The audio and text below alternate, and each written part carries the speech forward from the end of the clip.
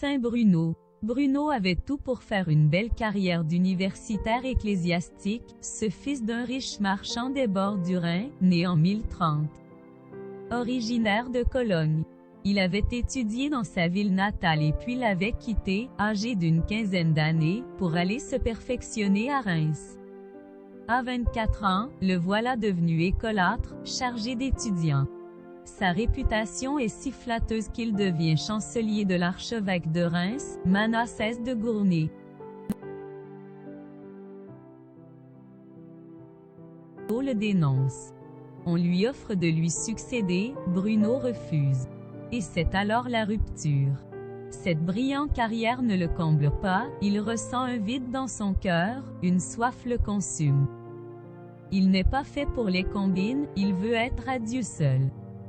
À 52 ans, en 1084, il vend tout ce qu'il possède et, avec quelques amis qui partagent ses aspirations, il tente un premier essai de vie érémitique au prieuré de Sèchefontaine près de Reims.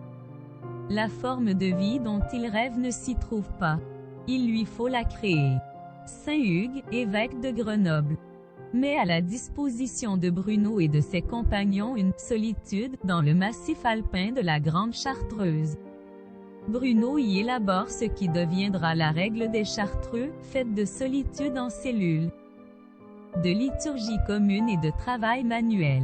Le pape Urbain II l'ayant appelé comme conseiller, il quitte à regret la Chartreuse pour Rome. Ne pouvant s'habituer à la vie du siècle, il obtient de se retirer en Calabre où il fonde une nouvelle communauté carthusienne à la Torée. C'est là qu'il mourra dans une solitude bienheureuse, l'air y est doux, les prés verdoyants. Nous avons des fleurs et des fruits, nous sommes loin des hommes, écrivait-il à un vieil ami de Reims. Comment dépeindre cette fête perpétuelle où déjà l'on savoure les fruits du ciel? Citation, ô Dieu, montre-nous ton visage qui n'est autre que ton Fils, puisque c'est par lui que tu te fais connaître, de même que l'homme tout entier est connu par son seul visage. Et par ce visage que tu nous auras montré, convertis-nous. Convertis les morts que nous sommes des ténèbres à la lumière. Convertis-nous des vices aux vertus, de l'ignorance à la parfaite connaissance de toi. Saint Bruno.